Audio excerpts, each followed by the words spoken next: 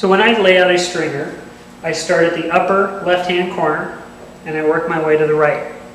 The upper corner will represent the top of my stair stringer or the upper floor. The right side of my stringer will be the bottom of the stringer or the lower floor. I've already calculated each of my pitch length marks incrementally, and I have a list that I've generated.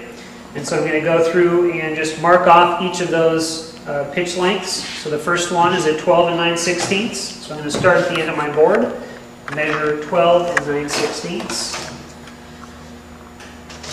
At the very edge of my board,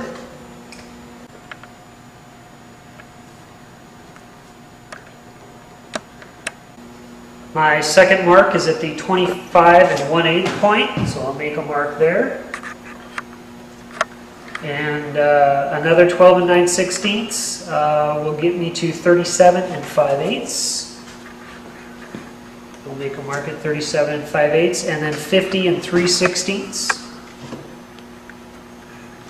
And then finally at my stringer length of 62 and 3/4. And that will be the end of my stringer. That is also my phantom run.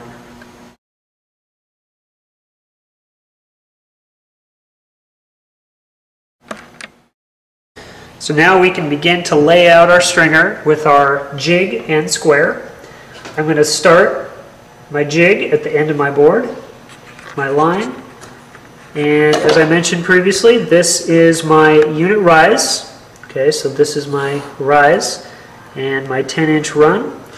So I'm starting at the end of the board and at my intersection of my jig and my square.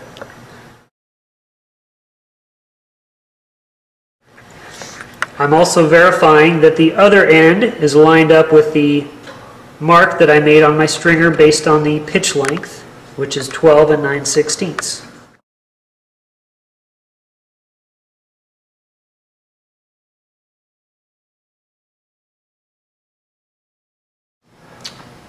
Once I've verified that that is accurately set in place, I can mark my tread and my riser.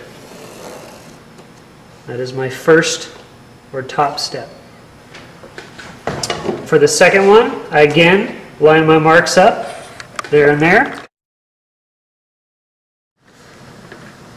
And again, mark my tread and my riser. And so on. Repeat. And this mark is a little bit closer together, so I'll just center as best I can between and mark. And continue.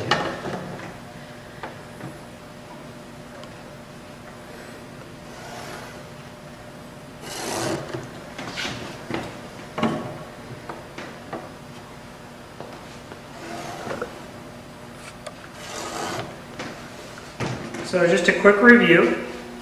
Steps for laying out our stringer. The first, of course, is to accurately set up your jig with your framing square.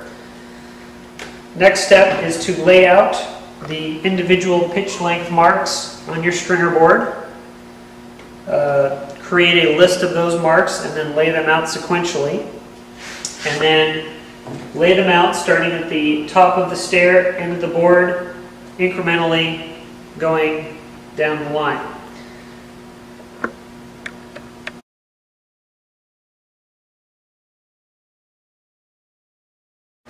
So now that we've marked out all of our treads and risers, we're ready to mark out the plumb cut and the seat cut for the top and bottom of our stringer.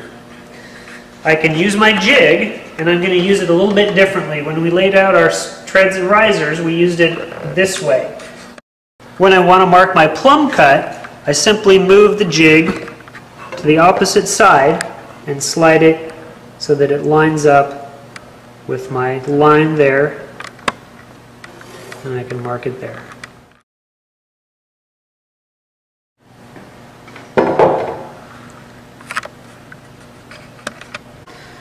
So this line here, our plumb line, represents the top heel of our stringer. This is the part of the stringer that would butt up to the hanger board.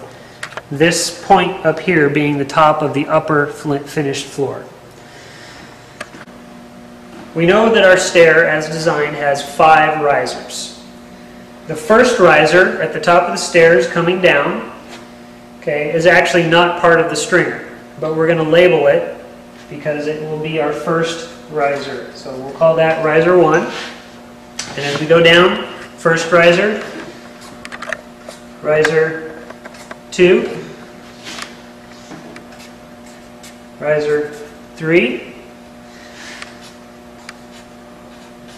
riser 4, and riser 5. At the bottom of riser 5 is the bottom of our stringer. This also represents the bottom of our floor, lower floor. We want to mark a level line or a seat cut for the bottom of our stringer. When we laid out our riser, we had the jig and square oriented like so.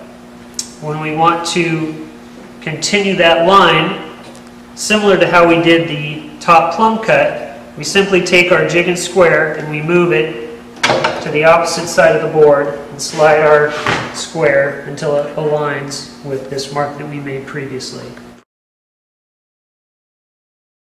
So we're going to take our square, we're going to slide it until it lines up with this mark that we've made, and we can continue that line. You'll notice that that line is now perfectly straight with the line that we made previously.